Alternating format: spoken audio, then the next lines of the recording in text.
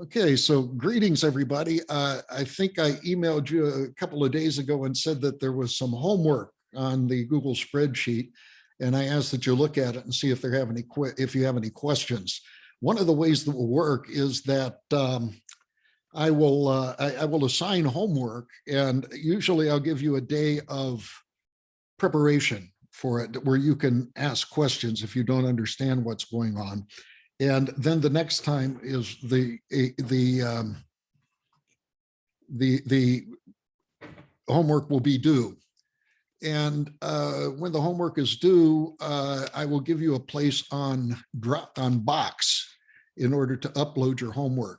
So I'm assuming that you can all either do your homework in something like LaTeX, or you can write it out and scan it and you can get it to me somewhere. The other thing I'd like to do is to have you work some of the problems so that when the homework becomes due, I will use my random number generator.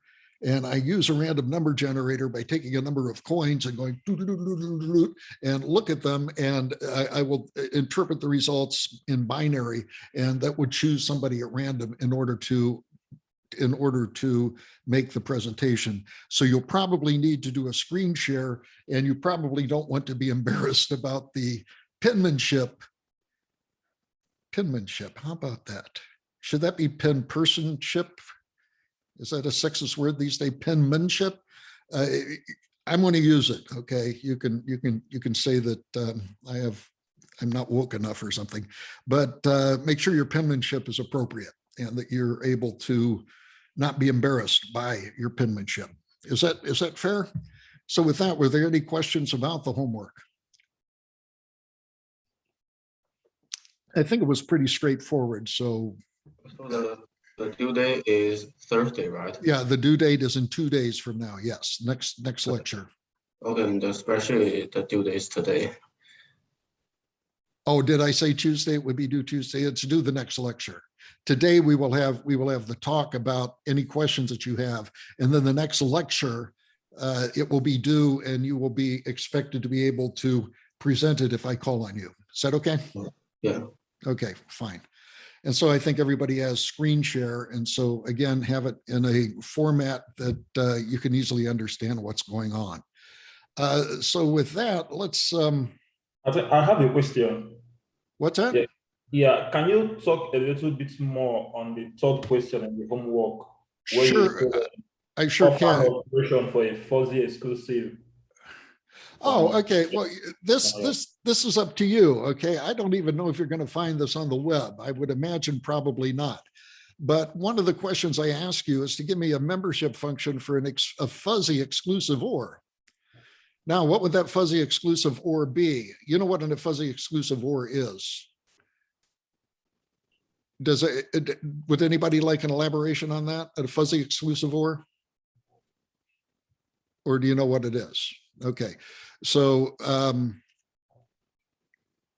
you think of a place in your house where you use an exclusive OR?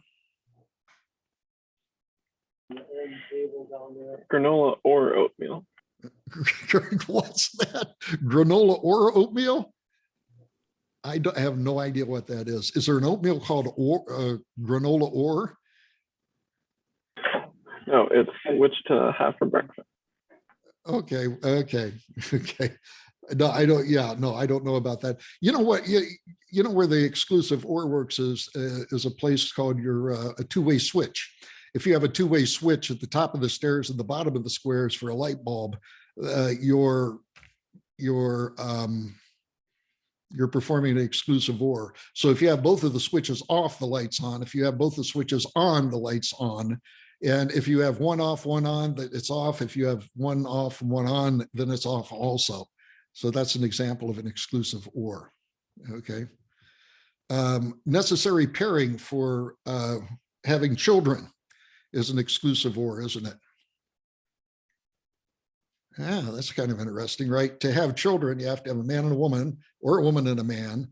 but you can't have a man and a man or a woman and a woman, right? So that's another example of an exclusive or. So yeah, exclusive ors do occur in nature and in logic and a bunch of different things. Anyway, you know what the binary or the Boolean exclusive or is. So the question before you is there a way where you can extend this to fuzzy logic? Now, we can have the, you know, we know how to do the union and the intersection with the Zada min and max. How would you define a exclusive or if the only thing you had are complements and intersections and unions? How would you define an exclusive or?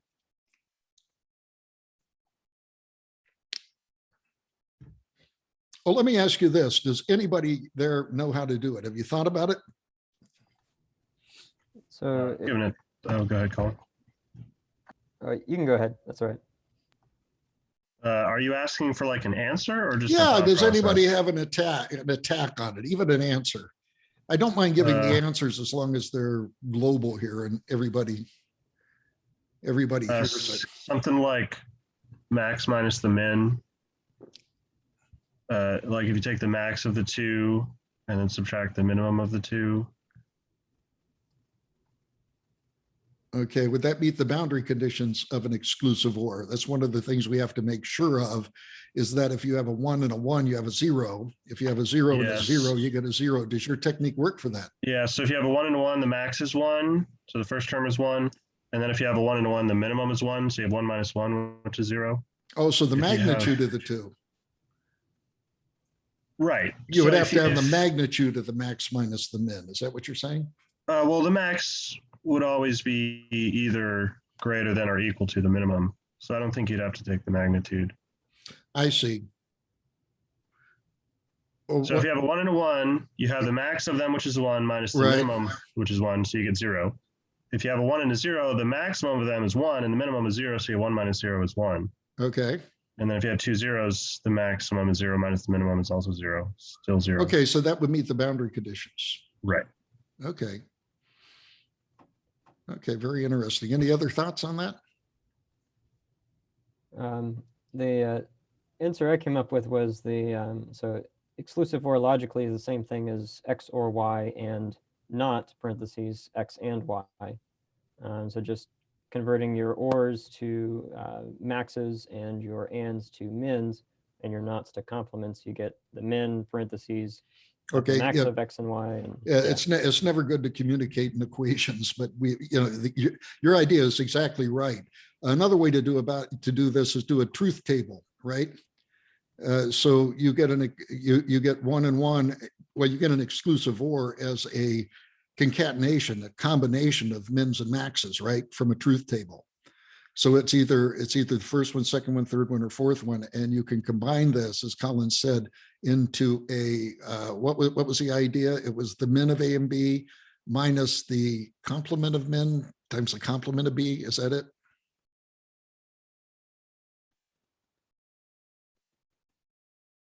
You're muted, Colin. oh, I'm sorry. Did you want me to share my screen? Or Yeah, go. Yeah, I guess go ahead. Let's do that. I think we've let the cat out of the bag in terms of the solution. Okay. Let's see. Can you see that okay? Yes. So if you rewrite the There you exclusive go. or that way, you just convert the so the or becomes a max, the and becomes a min, and this not becomes a complement. Yeah, so if we read the equation, the second from the bottom there, we have x or y in parentheses, or not x, or wait, am I reading that right? Not x, let's see, x or y and not x. Should that be and, or should that be an or too? No, it should be, yeah, it should, okay, no, that's correct, that's correct. So therefore you have these combinations of logic. We can take this expression, write it as a as if out in terms of fuzzy linguistic variables, and then just shoot the idea of mins and maxes. And I think that Cullen has the idea here. This is the way I would have probably done it. I think that Sam's is a little more clever. And because it's clever because it's one I hadn't thought about before. But I think this is the way to do that. Okay, thank you a lot. Okay, did that help, Innocent? Okay, good. Any other questions on the homework? Now that we've somewhat answered it.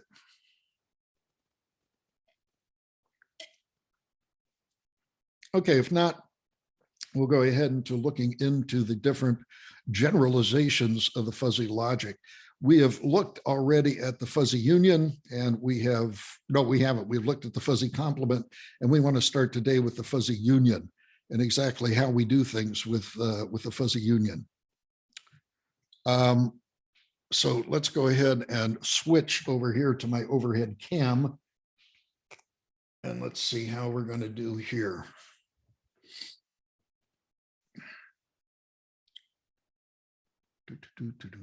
There we go. It's over here. Now, you are probably able to see this. What I would suggest, though, is that to make it full screen, which I'm not going to do for you, but how do you do that? You right click and hit pin. Do you see that? If you hit right click and then pin, it covers the entire screen. Okay, so that'll make it a lot easier to look at. So we're going to talk about the generalization of the fuzzy union and what we would like to see in a fuzzy union. I'll try to keep this as straight as I can.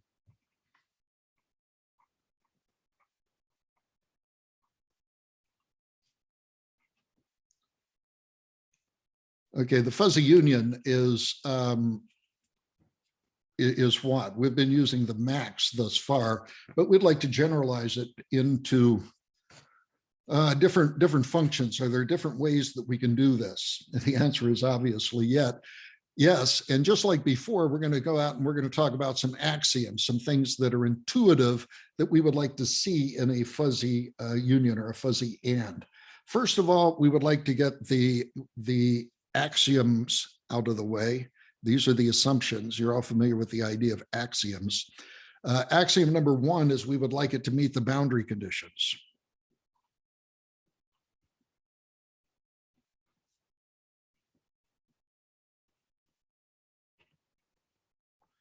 In other words, if we go to conventional Boolean logic, which is also called crisp logic by practitioners of fuzzy logic, if we go to crisp logic, Boolean logic, conventional logic, we would like the boundary conditions to hold. And this would include, for example, the union of 0 and 0 is equal to 0. We would like the union of 0 and 1 to be equal to what? 1. We would like the union of 1 and 0 to be 1. And we would like the union of 1 and 1 to be 1. So the U here is our membership function. So these are our membership functions that we're going to require to have. The second thing we would like to have is that this function is commutative. That's the axiom 2. Whoops.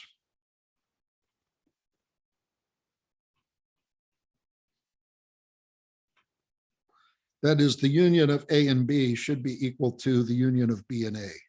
That's kind of obvious. And we will say up here, does the min and max fit these? Does the min and max fit the boundary conditions for the crisp logic? We've already established that they do. So this is all well and good. Commutative, does the min and max satisfy this axiom? Yeah, it does. Clearly, the min of A and B is the same as the min of B and A. Thirdly, we would like it to be monotonic. So this is axiom 3.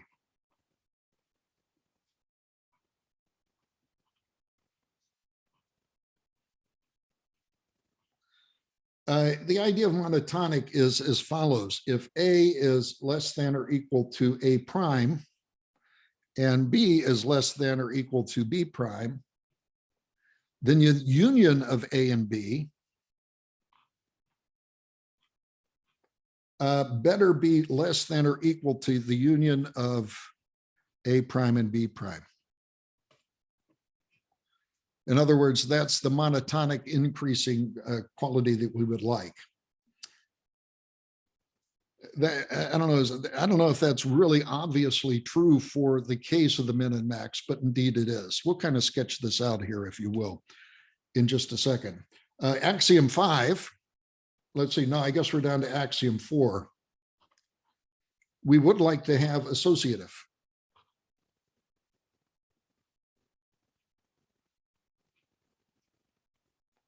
So we would like to have the union of A and B,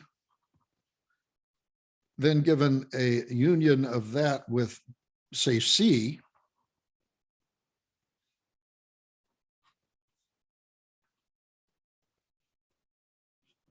we would like that to be the same as the union of A and the union of B and C. So in other words, it doesn't matter which one we do first, we get exactly the same result. That's the associative law. And then the third one is, or the fifth, I guess we're on number 5. Number 5, we'd like it to be continuous.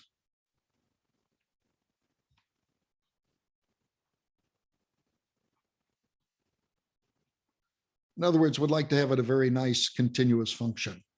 We don't want to change, one of the inputs just a little bit and have the union go through a big step.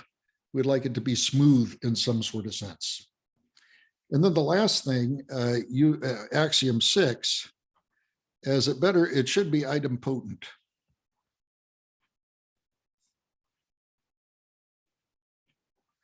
Idempotent says that if you union it twice, you get the same thing. If you take a set and union it with itself, you should get the same thing back. Idempotent is a cool word, so you should be glad that you know about it. So let's see if I can be careful here and see if we can kind of sketch out what this would look like. Let's just do A and B here, A and B. And let's do the minimum. Well, yeah, let's do the minimum of A and B here. That should be min. We're doing unions. We should do the max of A and B. We know that the maximum of A and B is going to be equal to 1 at this point. It will be 1 at this point. And it will be equal to something with a 45-degree line here. This is the line A is equal to B. And so the maximum here is going to be A. So in this area, the maximum is going to be A. In this area, it's going to be B. If we look at this sideways, let's see if I'm good enough to do that. I don't know that I am. If we look at this sideways, we have this box here, and this box comes up to 1. It's at 0 here, and so there's a line here that goes like this. And then on the side here, it stays at 1.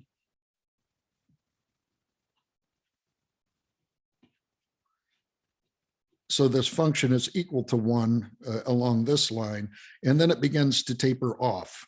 And it's similar on the other side. If this is 1 over here, then it tapers off here. So we kind of have a ridge, and I haven't done a very good job of this. I'm sorry. We have a ridge here. I'm sorry. No, that goes to 1 too. Okay, we're going to have to start over again. We have 1. Complete the box. 1, 1, 0. So whatever the union is, it has to pass through these points in order to meet the boundary conditions. And it goes straight up here. It goes straight up here. It's equal to 1 across here. It's equal to 1 across here. And so this is what the union looks like for the min, or I'm sorry, for the max. Then we have something it's going to be very difficult for me to draw. There is this 45-degree line that connects this value to this value. So there's a 45-degree line, and that 45-degree line is kind of a little bump in the road, if you will. So we see a little bit of bump in the road there as along the line A is equal to B. And this is the value of A, and this is the value of B here. So we have this relationship. So we see a number of things obvious on it. We see that it does meet the boundary conditions. It isn't, what about the commutative? The commutative manifests itself with the symmetry of that plot. Because the plot is symmetric, we have this commutivity going on here. It is monotonic. In other words, if we take a step to the right, or we take a step to the left, we always go up the curve. It's almost like a cumulative probability density function. If we step to the right or step to the left, we always go up the curve. Whether or not it's associative is not apparent to me by this plot. It is continuous, and it is, let's see, is it obvious that it's idempotent?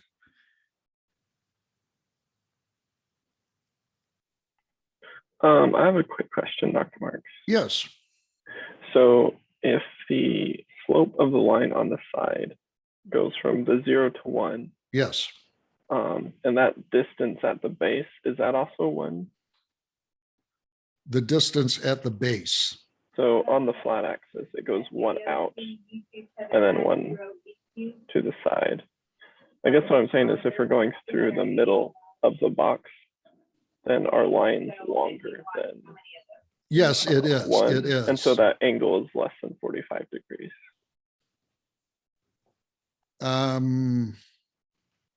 Okay, well, let's go through that. I'm not sure I get your point totally. Would we all agree on the side that it's equal to this little triangle here? And also that it is on the side here, the triangle? Would we also agree on this 45-degree line that A must be equal to B? On the 45-degree line, we have A is equal to B, because the max of A and B, or the max of B and B is exactly is B, right? The max of B and B is B, so that stays the same. So that also is a 45-degree line. But the entire point of this, I don't know if that answers your question at all. Who asked that? Matthew? Did that answer your question at all? I'm just thinking, so the projection down the box that you drew on the level side, the horizontal box on the base, that has to be smaller than 1 in length and width, right? Well, clearly the slope of this line is going to be greater than the slope of this line. Yeah. Yeah, which is okay, but they both have to meet at that point on the upper left. And this line corresponds to this line. Right?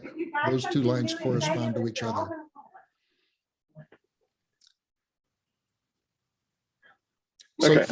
So think about this. I think this is fine, but I think in general, we can see the general shape of what this has to be in accordance to the axioms.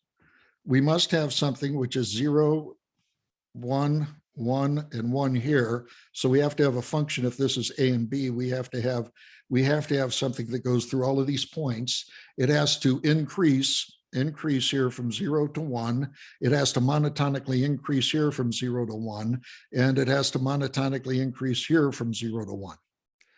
And so that gives us, and if we keep it symmetric, we're assured of the commutivity.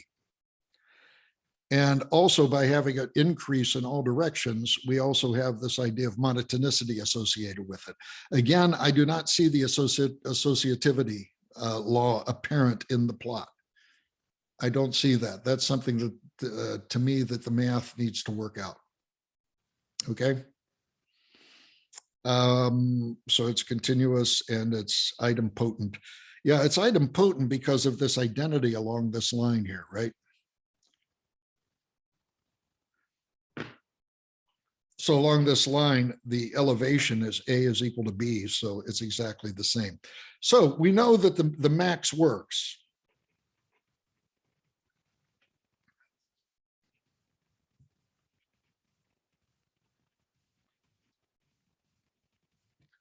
This works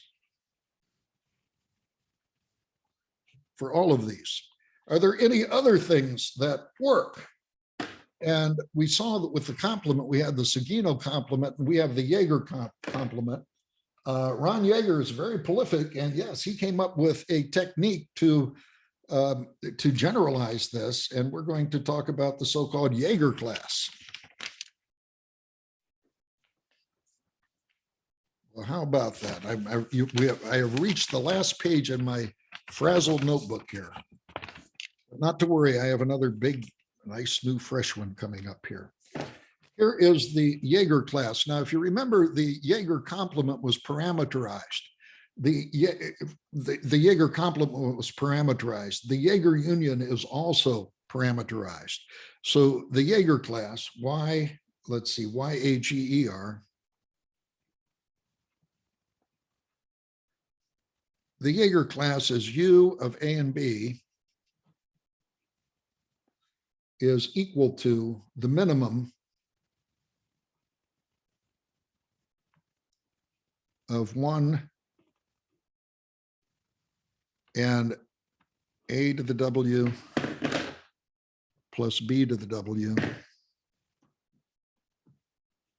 all raised to the 1 over W. Sorry, that didn't come out too good, does it? My page keeps popping up here because I'm at the end of the book. So let me write that down again. It's the minimum of 1 A to the W plus B to the W, that in itself raised to the 1 over W.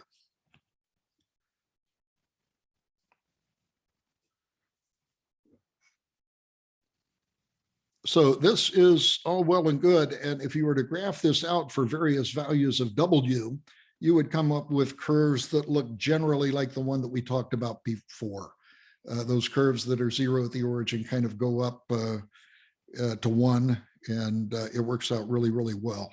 W is an arbitrary parameter, and it does turn out that this satisfies all of the axioms except it does not satisfy the axiom of, I believe it's idempotence.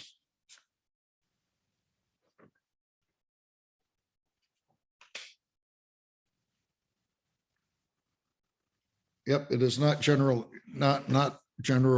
idempotent.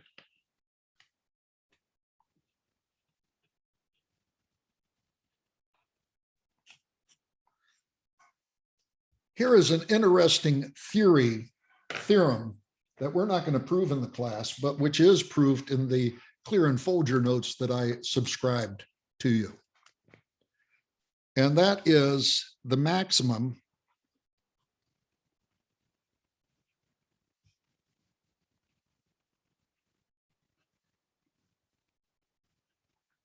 is the only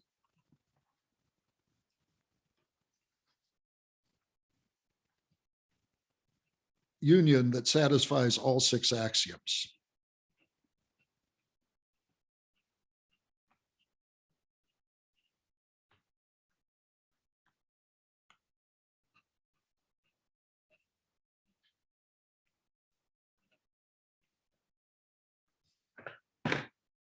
Notice that we could put in here, again, I'm not going to prove it, but it is proven in the book. So Zada's original intuition for using the maximum of the union, maximum equal to the union, turned out to be a really, really great assumption, because it's the only one that satisfies all of the axioms. So let me ask you this. One of the things that we found out is the min and max even itself didn't satisfy all the requirements, did it? The min and max didn't satisfy all the requirements. In fact, the one that it didn't do is the law of excluded middle and the law of contradiction. Remember that? It didn't do that. What do you think of the Jaeger Union? I guess we can't answer that yet because we don't have the intersection, the Jaeger intersection. But when we do that, that also is something which does not satisfy idempotence. So we're kind of stuck with that. And the question is, so we have a whack-a-mole in the sense that if we force something to obey the law of excluded middle and the law of contradiction, then some of these other laws are not being able to be satisfied. And we have looked at this case of those 6 axioms, which are very well attributed to the fuzzy union, and found out that even those don't work for all of the different results, all of the different axioms, specifically the idempotence, if you will.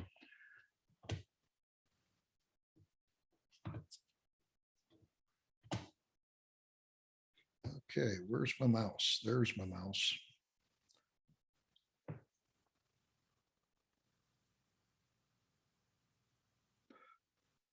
This is kind of interesting because we're used to seeing the maximum associated with union, but here we have the minimum of this and this, which is kind of weird.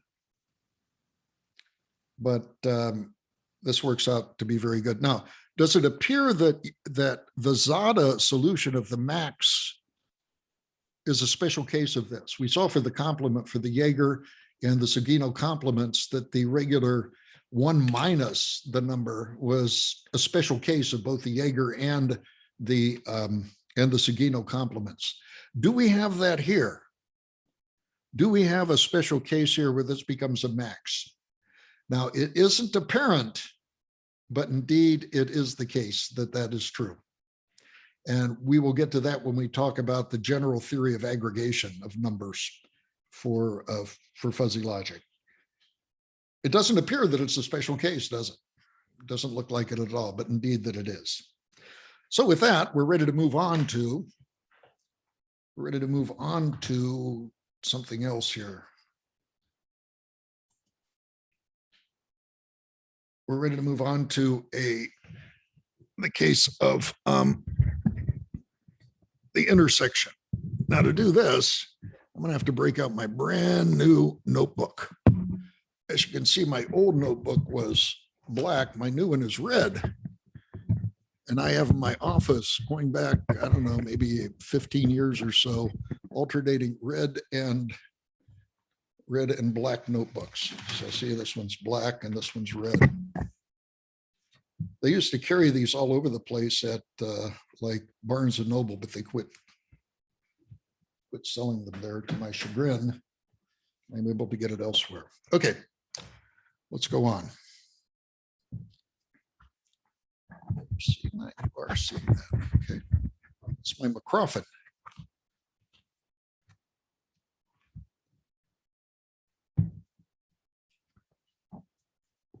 This will be a lot better because it isn't graphed. It's just a bunch of lines, as you'll see, and the number of lines is fine and easier to write on. So I have to do some housekeeping here. Raise my McCroffin a little bit. You know what a McCroffin is, right? Okay, good. It's fun to mispronounce words, like complexicated is one of my favorite ones.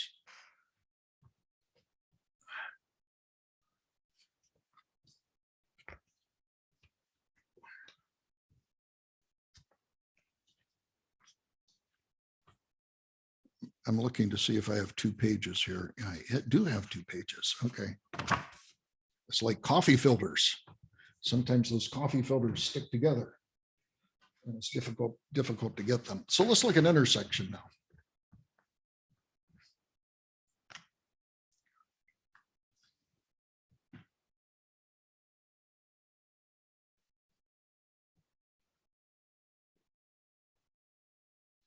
I notice you can't see what I'm writing, and I wish that were not the case. I wish you could see what I'm writing, but I guess that's just the look of the angle here. So let's talk Dr. about Marks. Yeah. I don't know about anybody else, but I can see what you're writing. Oh, you can while I'm writing? Yeah, intersection. Yeah. Okay, but Oh, while you're writing, I yeah, see. while I'm writing, you're not able Hmm. to see it.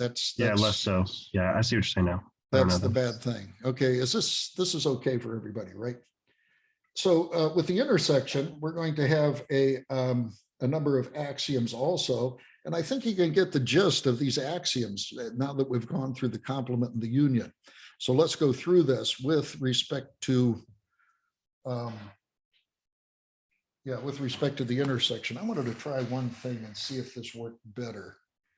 I'm not sure it will, but you should always ask. I have another one of these boxes, and I just wonder if we were closer, whether it would be better. I suspect that that's big enough for everybody. I don't know where my second box went. Oh, there it is.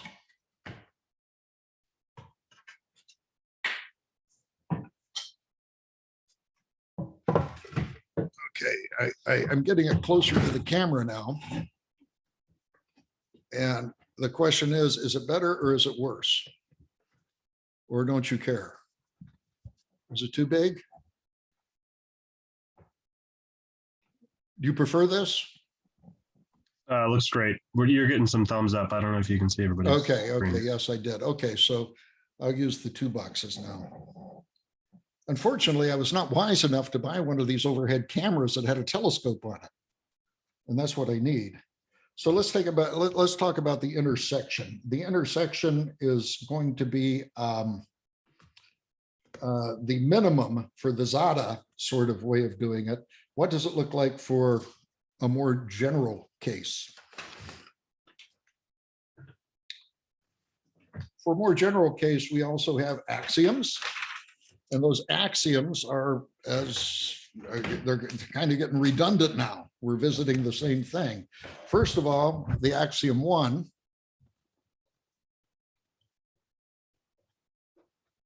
Well, this is not good. My two boxes have put me over the tabletop, and I don't want to have that. So let me try this.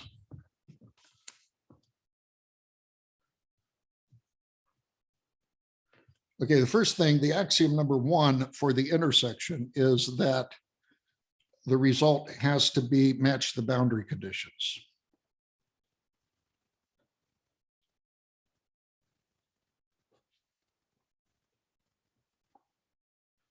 Specifically, we should have something like the intersection of 1 and 1 should be what?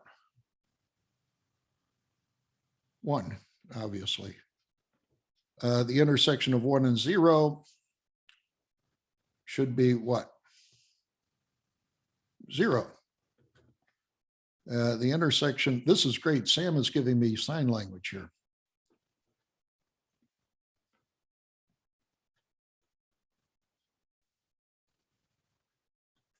So we can see right away what this is going to look like in terms of the intersection. We're going to have a three level. I'm sorry, we're going to have a level here, and it's going to look something like this. We're going to have 1, 1, and at the origin, it's going to have to be 1. At this point, it has to be 0. At this point, it has to be 0. And at this point out here, it has to be 0 also. So I think you can see that this thing is going to go down in some fashion, and keeping us as we did before. If we go down this 45 degree, it's going to have to be monotonically decreasing on all of these different levels. It's going to have to be continuous in all of the other axioms. So let's just go ahead and finish the axioms really quick. The second thing is we would like to have axiom number 2.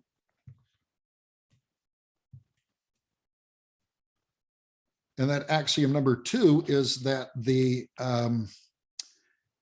intersection operation has to be commutative.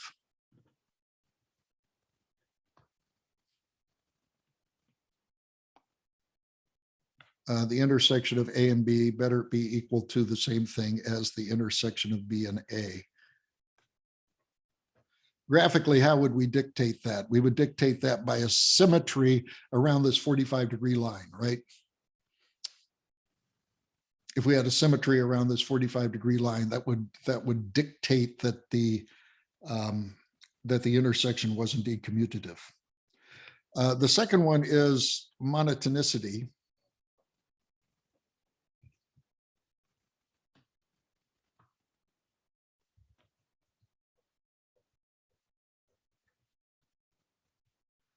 I'm a terrible speller. Let's see, okay, I'll just abbreviate it. Okay, monaticity. Monaticity basically says that unlike before, if we take a positive step in the B direction or a positive step in the A direction or both, we go downhill. We have to go downhill. We can state this if as follows: if A is less than or equal to A prime and B is less than or equal to B prime, then if we go downhill, we have to get smaller. We have to have the intersection of A and B be equal to, be less than or equal to the intersection of A prime and B prime. This is just a fancy way to say, again, we have to go downhill all the time if we're to have a proper intersection. Clearly, the minimum, the Zeta minimum satisfies the boundary condition. The Zeta minimum satisfies the commutative result. And if you just put your head to it a little bit, the Zeta minimum also satisfies the monotonicity requirement of going downhill. Which brings us to axiom number 4. See, I can't even see. I'm casting a shadow over what I'm seeing, so I'm running into my line here. So let's go down here. Axiom number 4 is associative. And that means that the intersection of A and B and C, that better be the same as the intersection of A times the intersection of B and C. So that is the statement of associativity. And to me, that is not graphically equivalent or graphically apparent here, but rather is something we would probably have to show from the mathematics. So those are the first 4 axioms. The 5th axiom is that A is continuous. I'm sorry, that the intersection is continuous.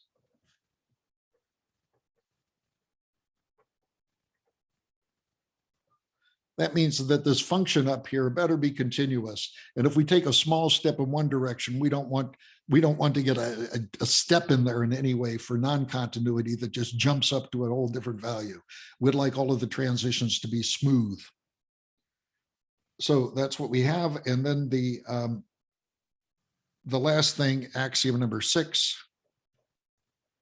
is the word for the day, idempotent.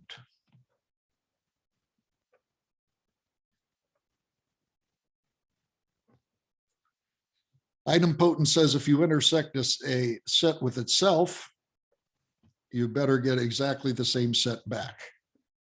That's something we see in Boolean logic and is something that we would like to see in the general definition of this. So we know that min is a possibility. Min is a possibility of satisfying all 6 of these axioms, but just like with the max,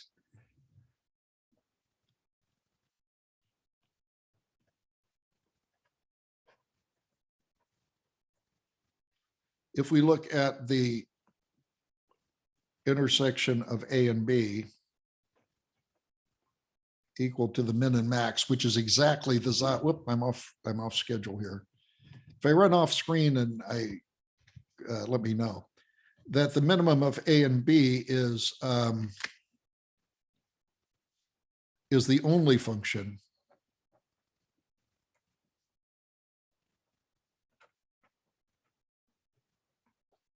that satisfies.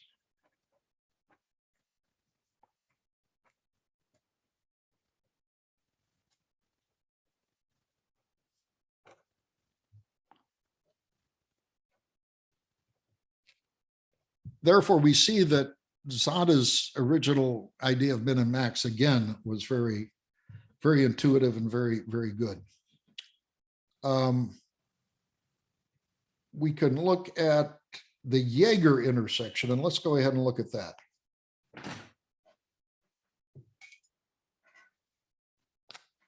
And this one's really weird.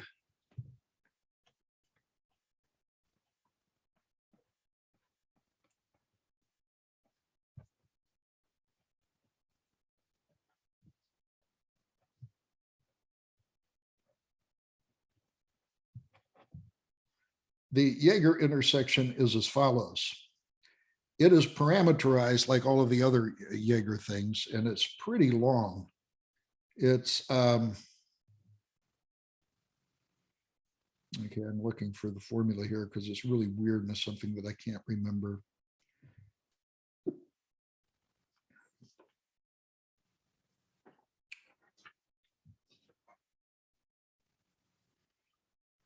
Where'd you go?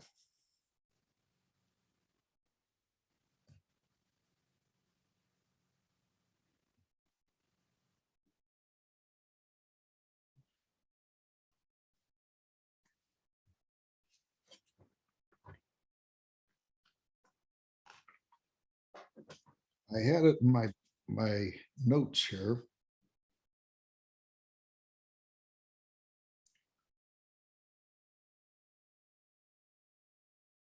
Oh, here it is. Shoot, I had it. It was very clear. It is also parameterized in this case by a W. And let's see, of A and B. This again, you don't need to copy this down. This is in the Clear and Folger notes that I talked about, and that you have a link to on your Google Sheets. Okay, this is really weird. 1 and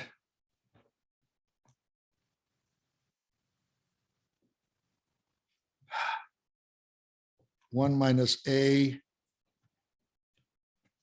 to the W. Oh, geez, I'm having it wrong. Let me put it up here. Let me just show you. Dot, dot, dot, dot, dot, dot. Right there it is. This is the formula for it. And I think I'll just screw it up if I write it down. So it's this formula here. And it's equal to 1 minus the minimum of 1 minus A to the W. Where do you think the 1 minus A comes from? It's probably from some sort of Jaeger, not Jaeger, but Zada complement. And then plus 1 minus B to the W raised to the minus raised to the 1 over W class. So this is all well and good. And this is the Jaeger.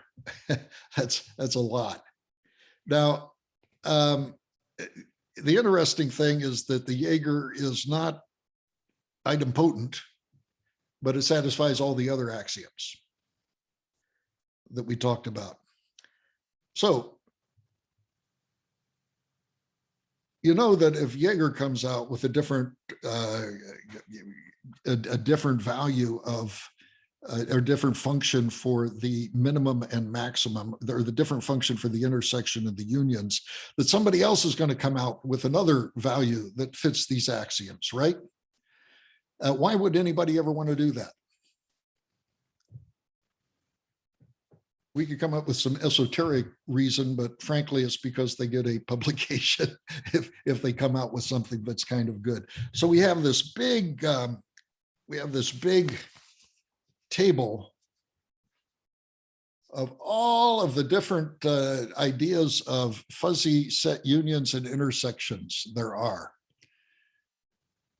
You can see that on the top is Schweitzer and Sklar, and that's their attempt at the fuzzy union and the fuzzy intersection.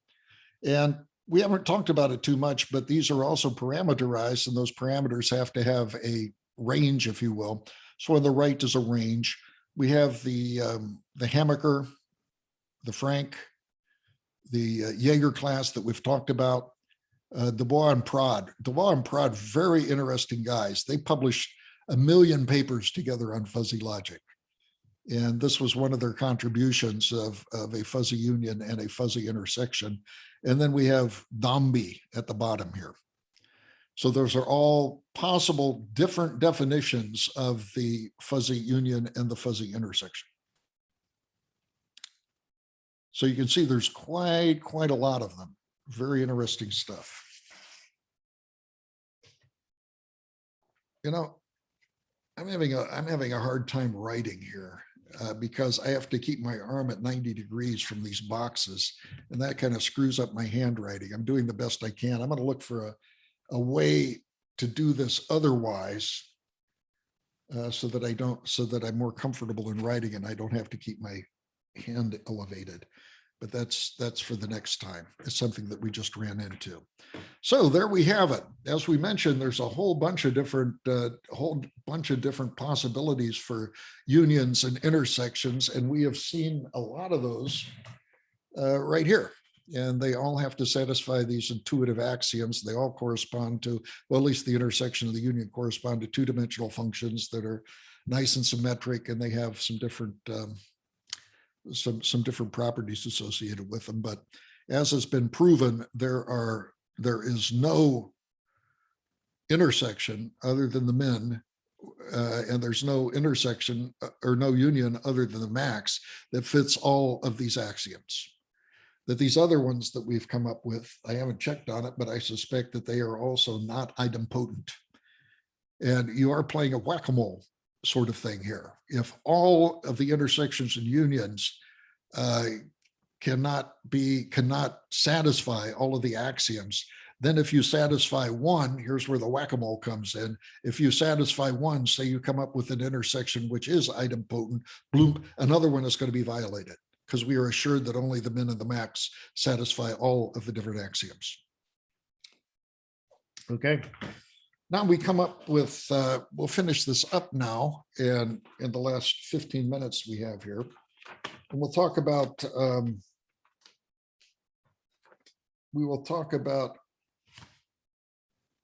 the theory of aggregation. Here's the idea of the theory of aggregation. We use it all the time. Somebody has a list of numbers, and because we're going to deal with fuzzy membership functions for our conversation, we'll have all of these numbers be between 0 and 1. Is that okay? Your boss comes to you and says, I don't want all these numbers. I would just want one representation of these numbers. Just give me a number to summarize this big list of numbers. What would your normal response be?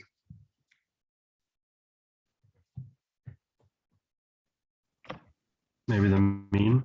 Yeah, the average, add them up and divide by n, right? That would be a normal result. What about multiplying them all together and then taking the nth root? Would that be a possibility? That's something called the geometric mean.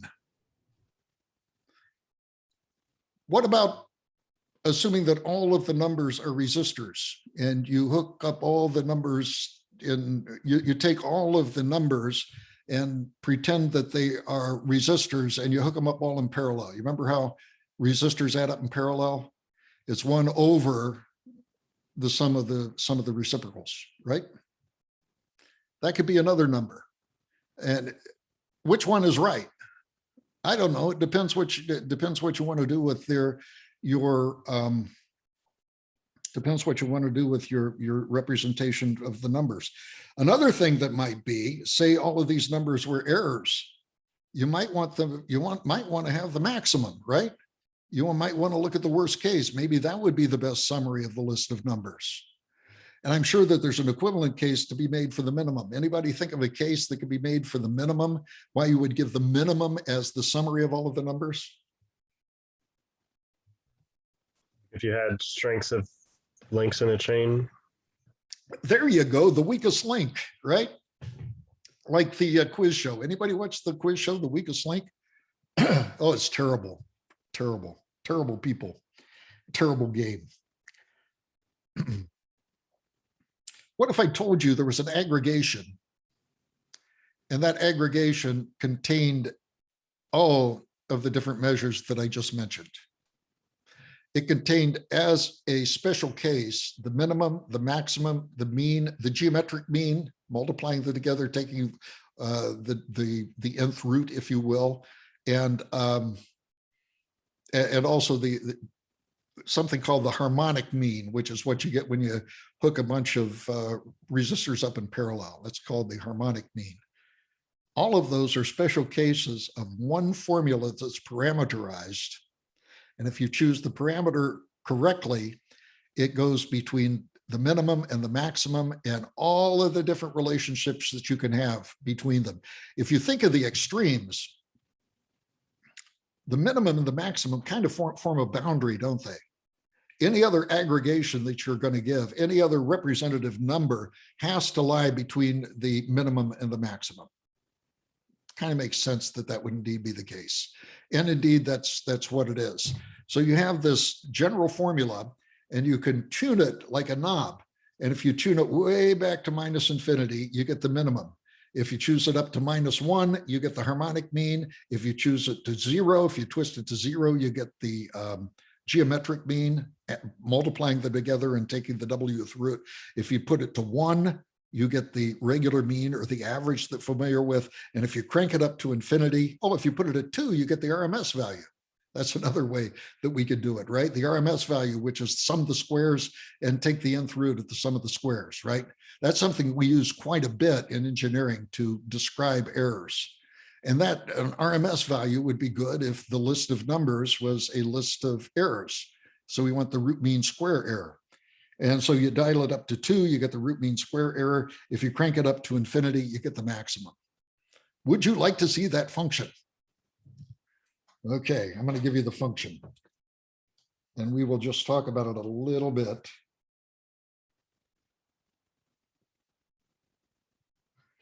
That function is the general aggregation function is as follows.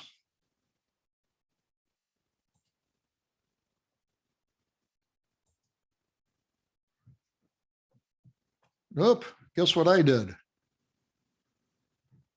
I activated the wrong camera. I have 4 cameras here.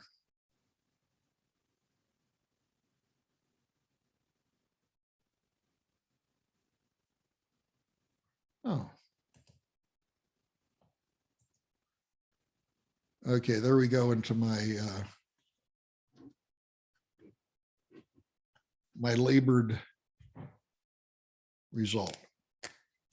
Okay, so the action for aggregation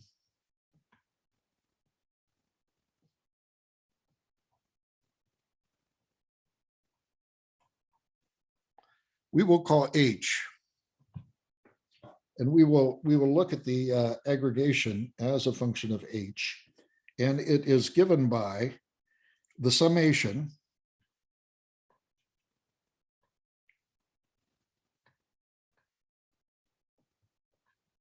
I better list the values here first.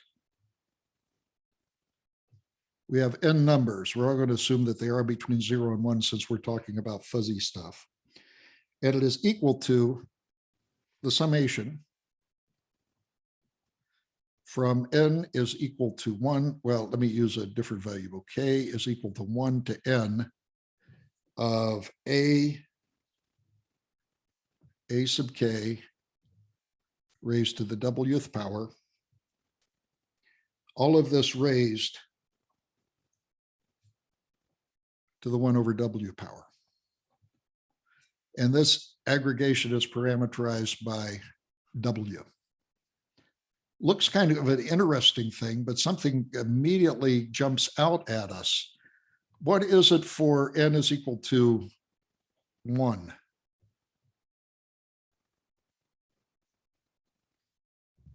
Oh, I forgot something. I forgot something. This should be over n. Very important, very, very important.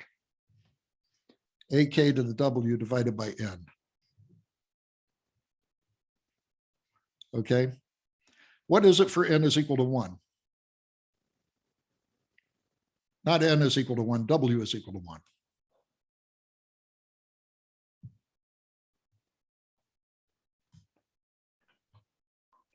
It's just standard mean, isn't it? Or Yeah, it's just the average, isn't it?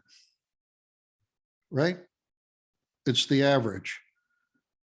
What about W is equal to 2? That turns out to be very close to the RMS value, doesn't it? Not exactly, but pretty close to the RMS value. And here's the result that is kind of astonishing. And we're going to go into this next time. We are going to show that for W is equal to minus infinity, you get the min. That for W is equal to infinity, you get the maximum. It may or may not be apparent to you. And for W is equal to 0, let's see where, what about W is equal to -1? W is equal to -1 kind of gives you the harmonic average, like connecting a bunch of resistors together, 1 over the sum of the reciprocals. And the surprising one, at least for me, is W is equal to 0. This is not apparent at all. But for W is equal to 0, this formula becomes the harmonic mean, where you multiply all the numbers together and then take the nth root of all those numbers. So your first impression would be, yeah, I kind of like see the average here. I kind of see the RMS value. I kind of see the harmonic mean. You know, this idea for W is equal to minus infinity getting the min, and for W is equal to infinity being the maximum, and the W is equal to 0. This one to me is the most surprising, astonishingly, that you get the geometric mean. Okay. And we will show this next time with this very simple appearing of function, and we'll see how powerful this idea is for general sort of aggregation. So if your boss comes to you and says, you know, I need a single number to represent everything, you can dial that W anywhere you want to and give them anything between the minimum at minus infinity, turn the knob up, you can go all the way to the W is equal to infinity, give them the maximum, or anything in between. And Dr. Marks, if you wanted to, sorry to interrupt, if you wanted to be funny and he says, here's a list of numbers, give me a number, you just say, okay, give me a number W, and I'll give you a number. That's, yes, you could give, you could give that. And plus you can show that, what do you think happens as W increases? Do you think that aggregation does something as W increases? Just give me any intuition that you have to this point. You'd probably start favoring higher numbers. It starts getting bigger. This is a monotonically increasing function as a function of W, the parameter. If you increase W, you're going to increase the aggregation. So in a way, this is very curious that you say this, Sam, is because what this says is you have a number, is that you have a number of different numbers, and you can say the min and max, and you can tell your boss, okay, here's the min, here's the max. Give me any number that you want between the min and the max, and I'll make it work. You'll be able to find a W to give you that number. So that's not reassuring. It's not reassuring telling your boss what a representative number it is. But in terms of application, it does make sense. It does make sense. Sometimes you want the RMS value. Sometimes you want the average. Sometimes you want the geometric mean. Geometric mean occurs a lot in finance, for example. You get that, you get the geometric mean all the time. So I think that that's very curious, right? And we'll explore that a little bit more next time. And I think we'll probably end up our operations on the fuzzy logic next time. There's one of the things in the list that I gave you in the Google Sheets. I asked you to do a simulation of a speed control.